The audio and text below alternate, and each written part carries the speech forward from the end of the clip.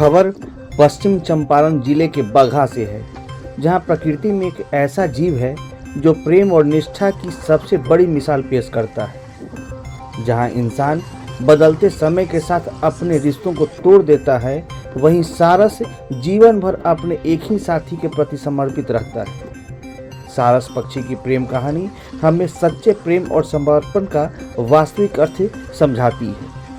यह पक्षी जीवन भर अपने साथी के साथ रहता है और यदि किसी कारणवश एक साथी की मृत्यु हो जाए तो दूसरा साथी वियोग में खाना पीना छोड़ खुद भी दम तोड़ देता है। इसकी यह निष्ठा और प्रेम इंसानों के रिश्तों के लिए एक प्रेरणा है। प्रेम के प्रतीक सरस का बसेरा है वीटीआर वाल्मीकि टाइगर रिजर्व न केवल बाघों के लिए प्रसिद्ध है, बल्कि यह पक्षी प्रेमियों के लिए भी स्वर्ग के समान है। यहाँ 300 से अधिक प्रजातियों के पक्षी पाए जाते हैं, जिनमें सारस क्रेन विशेष रूप से आकर्षण का केंद्र होते हैं। धान के खेतों और जलाशयों के पास ये पक्षी अक्सर जोड़े में देखे जाते हैं और जो प्रेम और सद्भाव का अनूठा दृश्य भी प्रस्तुत करते हैं। हिंदी के महीनों में फागुन का महीना प्रेम का महीना माना जाता है। इस प्रेम के महीने में हमें यह सिखाती है कि सच्चा प्यार केवल खुशी के पलों के साथ रहने का नाम नहीं है, बल्कि मुश्किल समय भी एक दूसरे का साथ निभाने की भावना है।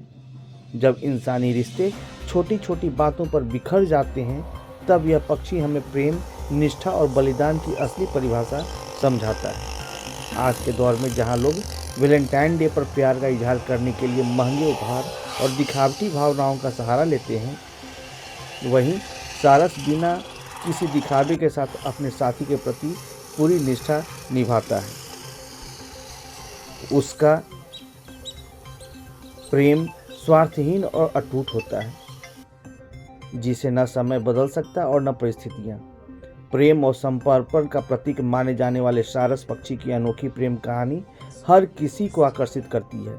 यह पक्षी जीवन भर अपने साथी के प्रति निष्ठावान रहता है और यदि किसी कारणवश एक साथी की मृत्यु हो जाए तो दूसरा साथी भी वियोग में प्राण दे देता है।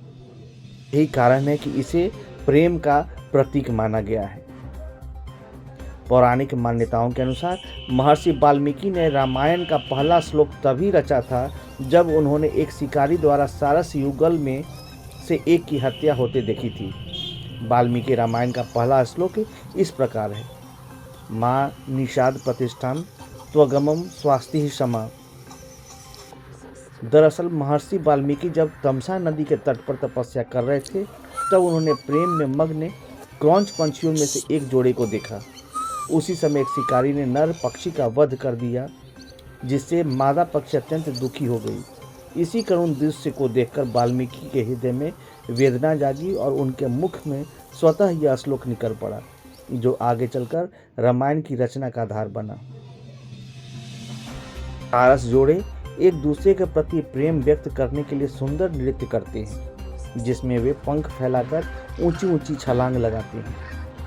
सारस जोड़े एक दूसरे के प्रति प्रेम व्यक्त करने के लिए सुंदर नृत्य करते हैं, जिसमें वे पंख फैलाकर ऊंची छलांग लगाते हैं।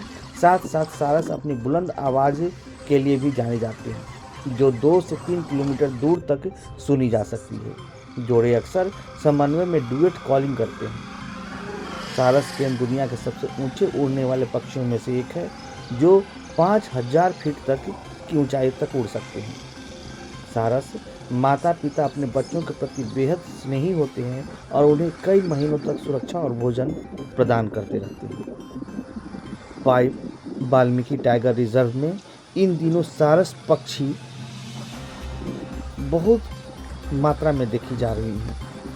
यह वही समय होता है जब ये पक्षी वीटीआर में आती हैं और अपना प्रजनन कर अंडे देती है। उसके बाद वो फिर यहाँ से चली जाती है। यही कारण है कि इस सीजन में पर्यटकों की भीड़ भी यहाँ होती है।